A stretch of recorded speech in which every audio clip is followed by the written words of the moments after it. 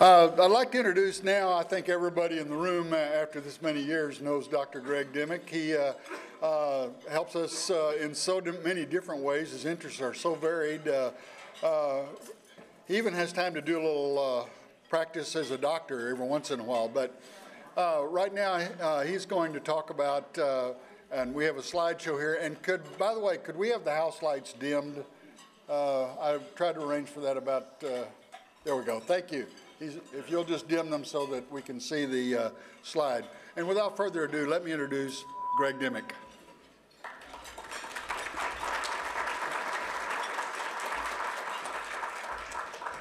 Thank you, David, and I appreciate everybody having me here today. It's an unusual circumstance. I will let you know that if I seem a little bit flustered today, just last night I was appearing in Red, White, and Tuna as Arliss Struve, and I also played I Need a Good One. And I get to go back and do that this evening, so if I break into a little Arliss Struve or Anita, y'all will understand it's just part of my role. We will, and we sure will. What I'd like to do today is not play the part of an MD or a historian PhD today. What I'd like to do is play the part of a lawyer. And what I'd like to do is make a case today, and y'all are the jury, and you can let me know afterwards if you have any questions or any comments if you think I'm off base here. What I'd like to do is talk about the cannon that was on display here at the conference 2 years ago.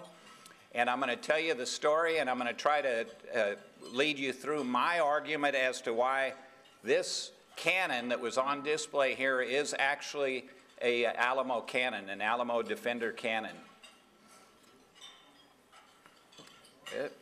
There we go. This is 1985, I believe, 85, 86. There was a cannon that was brought back from Pennsylvania, and it was put in up for auction. J.P. Bryant is the one that chased down the cannon, and I don't know exactly, I've talked with him about it, but I don't know all the details about how he found out that this cannon existed. But this cannon was brought back from Pennsylvania, and it was put up for sale in the Texas State Historical Association auction, and it was purchased, and at the time it was recognized that it was probably an Alamo cannon. This is a picture of the cannon as it appeared at that time, and you can see that they talked about it being an Alamo cannon. They didn't have a whole lot of documentation, but they did have a bit of a story to get us started on this research. The gentleman that bought the cannon was John Alexander McRae, and he bought the cannon. We think we know the purchase price, but I don't want to go into money here. He bought this cannon, and he got it put on a carriage, and he put it in his barn. And apparently the cannon stayed in the barn for years, and it was basically forgotten. This is the way the cannon looked there at the barn. It's a 1730 to a 1750 bronze 4-pounder cannon, and it's got some very interesting damage done to it. The cascabel, which is the ball at the end of the cannon that would have been used to raise and lower the cannon, has been removed. And you can see from the size of that cannon that was not easily done. Also, the trunnions were removed. The trunnions are what sticks out from the side of the cannon to hold it on the carriage. And the handles have been knocked off too. Interestingly enough, the cannon was not spiked. It does also have I think I have a picture of it has a royal crest on it, a Spanish royal crest. There we go. That's a picture of the royal crest. And also I want to give credit here. We had a transportation crew that got this cannon from North Texas. And, well, I should say, first of all, Rick Range, and he cannot be here today. I'd hoped he could be here, but he is the one that chased down the cannon. And he's the one that found out about it, and he's the one that talked to the family and got it donated to the Friends of the San Jacinto Battleground. But Rick and Gary Wiggins, and Gary is here. Gary, will you stand up for just a second? Everybody applaud this guy. He has hauled this cannon around more than the Mexican Army did or the Texans. his poor truck, probably the shocks are probably totally destroyed. The cannon was originally taken to A&M, and conservation was done on the cannon, and that's when they verified that, yes, it was the right age and all that kind of stuff. When the cannon was here 2 years ago, it wasn't actually quite done being conserved, but it's pretty much done now. Now, I want to tell you the story behind the cannon, and that is supposedly this cannon was a partial payment of a debt, and it was sent from San Antonio to Philadelphia in the 1850s or sometime in that period, maybe the 1860s. But it was sent to this guy, Howard Barclay French, okay? And French was a pharmacist, and his family actually started Smith, Klein, and French.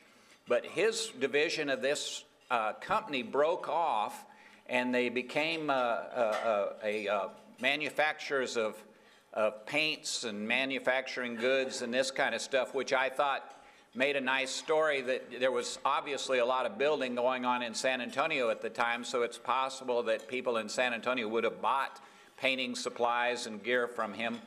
Now, he had a country home in outside of Philadelphia called Alderbrook. And he also, his daughter was Anna French McKeague, and I'll tell you why I wanted to put that in a second. This is Alderbrook. This is his country estate. And you can see this is turn of the century on the left. And the other on the right is where Rick Range went to find Alderbrook, and it's still there. And there are some family papers, interestingly enough, there. This is a picture of Alderbrook at a different era, and I'm not sure exactly on the date on this. I'm sure we have it. But you can see down on the insert on the right, you can see our cannon, and it's a pretty distinctive cannon. As far as the muzzle goes, it's an unusual cannon, so I think it's pretty obvious that this is indeed the cannon that was on display at Alderbrook.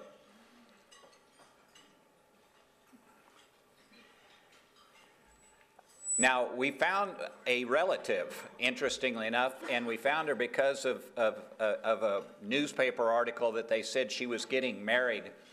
And we were able to locate her, and Rick Range actually interviewed her and has gotten her written statements on this stuff. Her grandmother was Anna French McKeague, who was the daughter of French. And as a child, she was told that this cannon at Alderbrook, there were two of them. One was, she said, was an Alamo cannon. The other one, she was told, was a Mexican-American War cannon. And she also told us, now there's an autobiography of one of the cousins of John Barclay French, and he was a Samuel French. Samuel French was a Confederate general, interestingly enough. Even though he was from New Jersey, he married a woman from Mississippi, and he became a plantation owner in Mississippi, and was a Confederate general. He was artillery officer, which I thought was another nice tie-in, that here he had an interest in cannons, and he was an author, and he did his autobiography. And so we were thinking, well, maybe this is the connection.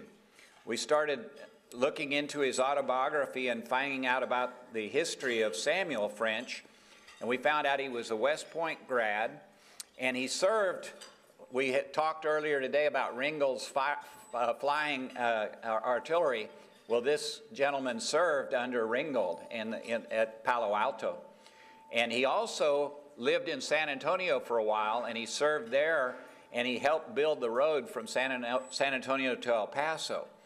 And he was married, and his wife actually died in childbirth in San Antonio. But then this last thing, we were pretty suspicious. Well, maybe this is the guy. This is a great connection, that there's a French in San Antonio at about this period. But then we read something more interesting, that his wife's sister was also married to a French, and it turns out it's his brother, John C. French. And John C. French was from San Antonio. He was born in New Jersey as well, but he ended up moving to San Antonio and lived there most of his life.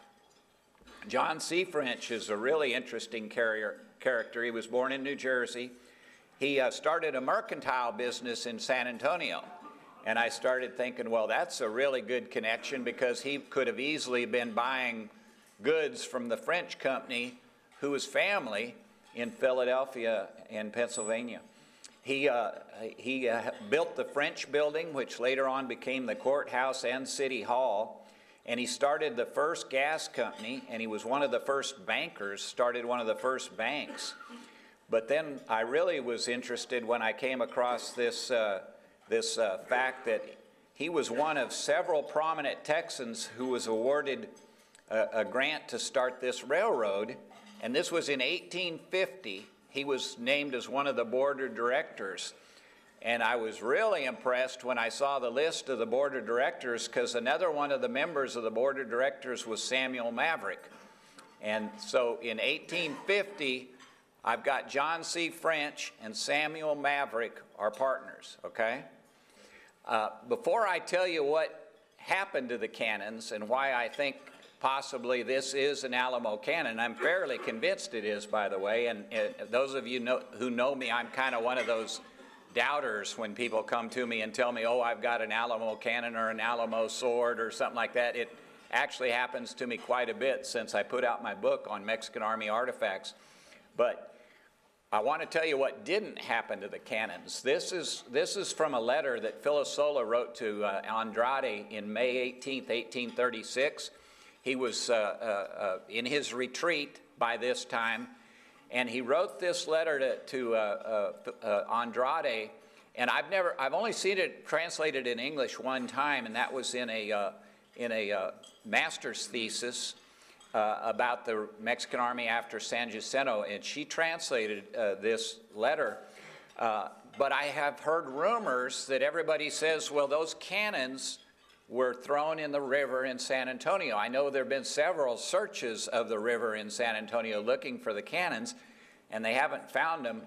And maybe they should have found this letter before they did it, because my translation, and I had John Wheat check it for me to make sure I didn't mess up, but my translation says that Filosola told him to disable the cannons. Now, the one translation I saw said spiked, but it's not spiked. It's disabled from firing, is what they're saying. Make it unable to fire. And then they go on and say to throw the ammunition in the river. So it's possible somebody looked at this document and just looked at the Spanish and saw that they were talking about the cannons, and they were talking about throwing something in the river. But he didn't tell him to throw the cannons in the river. So what did happen to the cannons? Here's Samuel Maverick, and I think most of you are probably aware that he was a prominent San Antonian, and I think he was mayor, and I think he served in Congress and a lot of different things. But Samuel Maverick bought a piece of property that included part of the Alamo courtyard. And in 1852, they were doing work in his property, and they found, I believe it's 13 cannons. I can't read it from here, but I believe that's right. And I think 4 of them, 3 or 4 were bronze cannons, which, by the way, this is a bronze cannon. So there were 13 cannons dug up in 1852. There's history of them being reburied and dug up 3 or 4 different times. And each time it seems as though some of them kind of disappeared.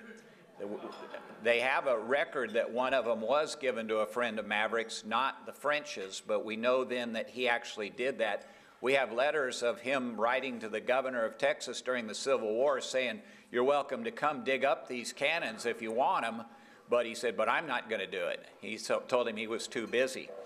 But so I want to restate my case here that Maverick and John C. French are partners in 1850, and in 1852, he digs up 13 cannons on his place.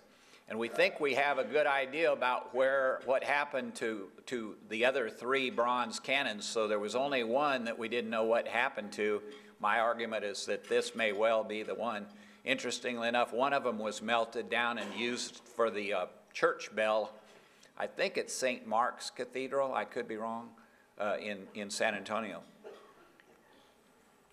So, what are the facts here? We know that J.P. Bryant brought back this cannon. We know that the French family was under the impression that this was an Alamo cannon. We know that the Philadelphia / Alderbrook French family had family members that lived in San Antonio in the 1840s all the way to 1870s. We know that Samuel G. French was an artillery officer, and he lived in San Antonio on several occasions. We know that John C. French lived in San Antonio, and he was partners with Samuel Maverick in 1850. We know that Samuel Maverick had several Alamo cannons that were on his property. And I can't read the last part. Huh? 4 brass cannons. Okay, thanks. We also know that the brass cannons were brought back from Philadelphia. Oh, I'm struggling here. I'm gonna let y'all read the facts there, okay? I can see that one of them is that the damage done was consistent. Some people say, well, they should have been spiked. Some of the Alamo cannons were spiked, but a lot of them had this same damage that this cannon has. And if you think about it, that damage is far more damaging than spiking a cannon. If you spike a cannon, you can take the spike out, you can re-drill the hole, the fire hole, but you can't repair this kind of damage. And it took some real effort to do this kind of damage. It wasn't done by some kids playing with it or somebody that just wanted to beat up some cannons. It had to have been intentional.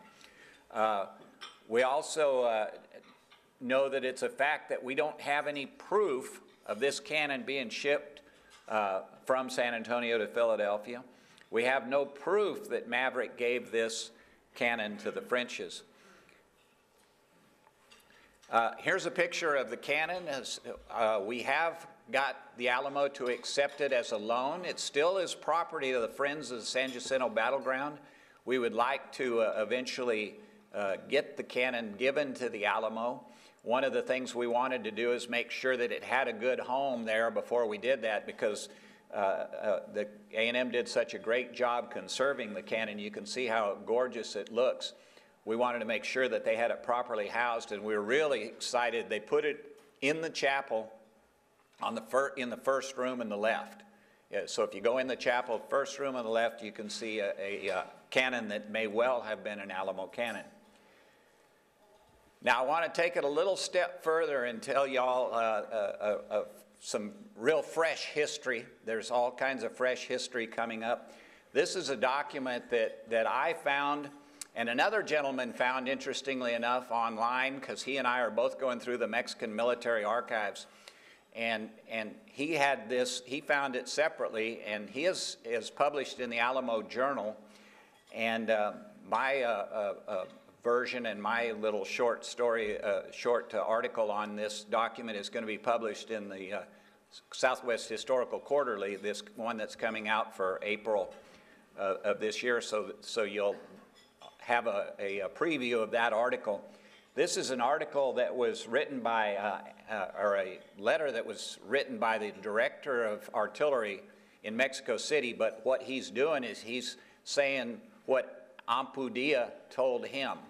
Well, Pedro Ampudia was the commander of the Mexican artillery at the Alamo, and interestingly enough, also in the Sea of Mud, where I found all my artifacts. So I was well acquainted with Ampudia at the time, but he is writing, obviously, the information he was giving was he was sending to Santa Ana, and he was obviously asked which of your soldiers were brave and who of your officers did well.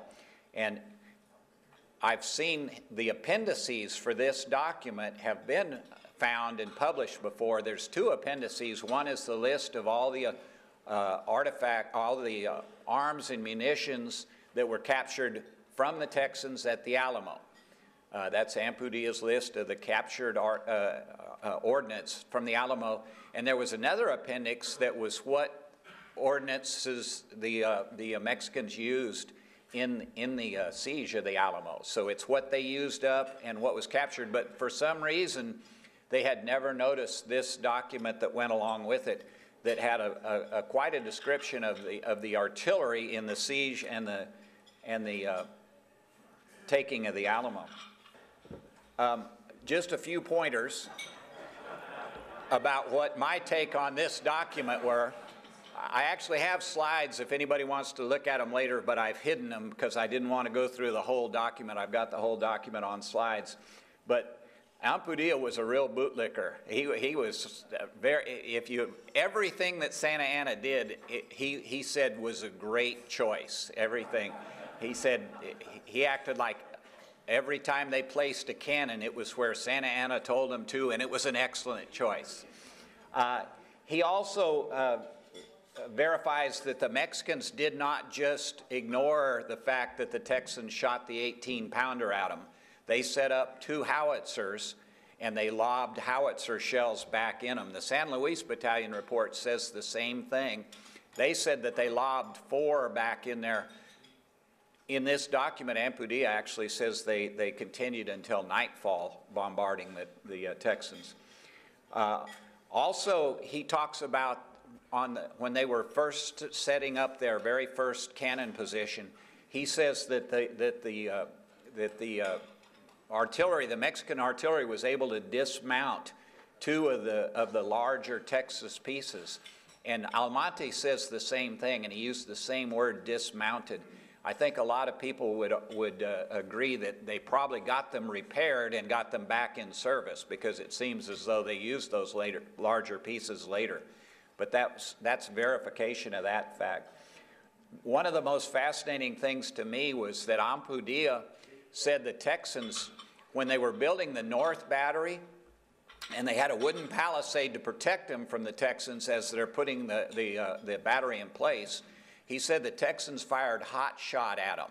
He said they heated up balls to where they were red hot and shot them against them, probably trying to light the palisade on fire so that they wouldn't have any protection. But Ampudia said that using hot shot goes against all laws of humanity and war. So I love it that we have a Mexican officer telling how immoral the Texans are, because we always hear the other side, but we don't usually get that drift. Another really fascinating piece is that I have heard that the Mexican artillery officers actually used the Texans' artillery inside the fort, but I had not seen documentation of it, but Ampudia said that he and some of his officers, and I'm guessing some of the enlisted men too, but of course he doesn't mention them, they took one of the lighter Texas pieces down a ramp, and he said they used it against one of the buildings in which the Texans had fled, and he said they were causing a disastrous fire from there against the Mexican infantry, and he said with a few shots of that, they were able to end that desperate defense, is what he called it. So I thought that was fascinating that, yes, he was inside the Alamo. Yes, he brought a Mexican cannon down. I just found another deal in Tom Lindley's papers that I was looking through. And Tom had found in Mexico City, in Ampudia's military records, a report from Juan Valentin Amador, and it says basically the same thing. Ampudia says Amador was there. Amador talks about how there were 13 Texans in the building, and that Ampudia was able to dislodge them with that fire. Now, obviously, I wanted to tell you all that interesting piece of information about that new document, but I had an ulterior motive in doing that. First of all, this is a howitzer, by the way. It's at West Point, and there's one of our howitzer shells that we found. This is what they would have fired against the Alamo, the howitzer shells. Those are exploding shells. The reason I wanted to put this this document in here is because if you think about it, I've just made an argument that our cannon is a Defender cannon from the Alamo, and it's a smaller piece. They had 4 4-pound cannons. I've seen one source that says 2 brass, 2 iron. I've seen one that says 3 iron, 1 brass. And then they had three 3-pound cannons, but I've seen a source that says they were mounted more on naval carriages. And so there's a chance, if you think about it, that this cannon that we have recently lent to the Alamo and hope to donate was that cannon that Ampudia wheeled down the ramp. We don't know exactly where the cannons were, but I'm anxious to do some more research. My mind's always working. I saw that Amador, Juan Valentin Amador, wrote that document about Ampudia being in there and using the Texans cannon. Well, Juan Amador was the second in command of Cosa's column. And Cosa's column, and I just had to go look all this up, attacked the west wall. And so there's some more information where we may know at least where one small piece of artillery was along that west wall, because that's most likely the one that Ampudia would have used. In fact, Amador says that Ampudia came to him immediately and asked permission to go inside the Alamo. So it's all neat stuff. This slide, we're talking about potential places that research can be done. And I don't think we're ready to officially announce any contest, but you all remember we had a contest a few years back about Emily West. And so we're trying to put together a contest, and I think we'll end up probably putting it on our website if we get that together. And what we'd like to do is we'd like to have a contest not to write an essay, but to find that one piece of evidence. We think that there's a very good chance that somewhere out there in a newspaper, in the French family files, in the Maverick papers, there's a shipping document, there's a newspaper article saying that the Frenches have obtained an Alamo cannon and how cool that is. I believe that there's a good chance that it's out there, and we'd love to find it so that we could nail down, so that we don't have to use this circumstantial evidence that we have. We want facts. So be looking for that contest. Like I said, we don't want to do an essay. We just want the document. And we're willing to pay for it. We're going to have cash award based on the value of the document, and we'll have a 3-man jury. I don't know if they know they're on the jury, but we already thought about 3-man jury to grade the piece of the document and find out if it's an A+ or an A or an A-. But we'll get back to you on the details on that. I think that's the end. I appreciate it. Thank you.